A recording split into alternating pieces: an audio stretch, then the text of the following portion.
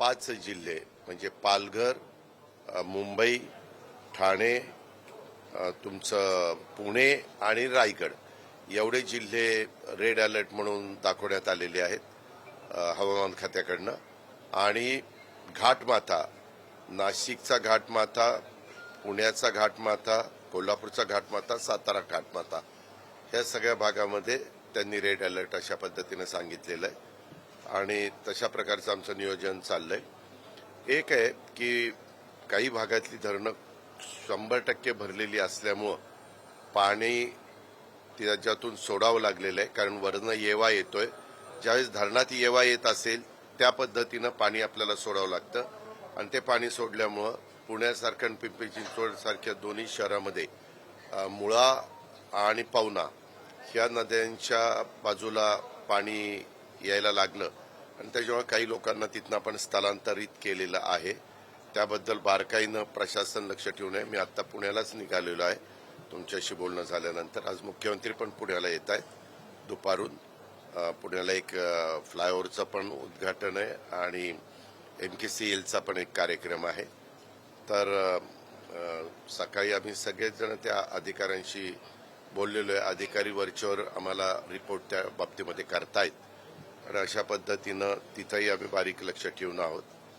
अशा प्रकारे काही काही ठिकाणी पाण्याची पातळी वाढते, परंतु तिथं दिवस असल्यामुळं कुठली अडचण येणार नाही ह्याबद्दलची खबरदारी आम्ही सगळेजण घेतो. अगदीच आम्हाला जर शंका आली प्रशासनाला तर आम्ही ताबडतोब त्यांना स्थलांतरित करतोय. NDRF SDRFच्या पण सगळीकडे टीम ह्या तयार आहेत आणि अगदीच कुठं काही गरजच पडली तर तिथं मिलिटरी पण बोलवण्याची तयारी आम्ही ठेवलेली आहे.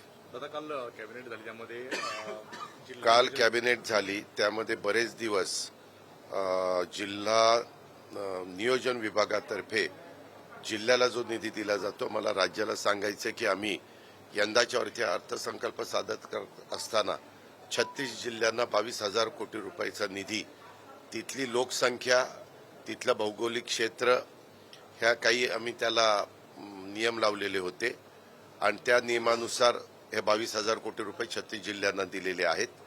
आपण कसलाही प्रसंग आला तर त्याला कट लावत नाही. ते पूर्ण पैसे DPCचे, आमदार निधीचे हे लोकप्रतिनिधींच्या दृष्टीने महत्त्वाचे असतात आणि त्याच्यामुळे आपण ते देत असतो. तर ह्याच्यात काही काही बाबतीत नाविन्यपूर्ण योजनांमध्ये पैसे द्यायला सुरुवात केली, त्याच्यातनं मोठ्या प्रमाणावर खरेद्या व्हायच्या.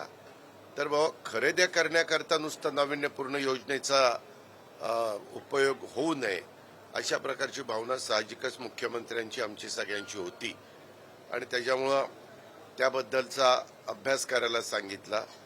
एक कमिटी केली होती काही जिल्हाधिकाऱ्यांची आणि काही DPOंना पण त्याच्यातनं माहिती घेतलेली होती की बाबा ह्याच्यामध्ये अजून पारदर्शकता येण्याच्या दृष्टिकोनातून किंवा कधी कधी एक भावनिक मुद्दा होतो की आमच्याकडं ह्या जिल्ह्यामध्ये औषधं कमी आहेत आणि ती औषधं नाहीत, त्याच्यावर दवाखान्यात औषधं देता येत नाही, असं काहीतरी प्रश्न उपस्थित झाल्यानंतर साहजिकच कुणीही पालकमंत्री असलं तर बाबा नाही औषधं पहिली घ्या विकत, अशा पद्धतीनं सांगितलं जातं.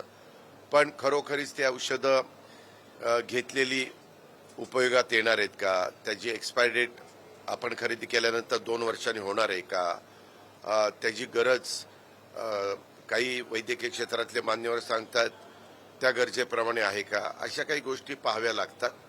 आणि त्याच्यामुळे ह्या सगळ्याचा अनुभव आजपर्यंतचा लक्षामध्ये घेता त्या संदर्भामध्ये काल प्रेझेंटेशन कॅबिनेटला देण्यात आलं. ते कॅबिनेटने पूर्णपणे पाहिलं. वेगवेगळ्या मंत्री महोदयांनी पण त्यांना ज्या काही सूचना त्याच्यामध्ये करायच्या त्या केल्या. काही बाबतीमध्ये चर्चा झाली, परंतु शेवटी चर्चा झाल्यानंतर अंतिम निर्णय हे राज्याचे प्रमुख घेत असतात. मुख्यमंत्र्यांनी ACS प्लॅन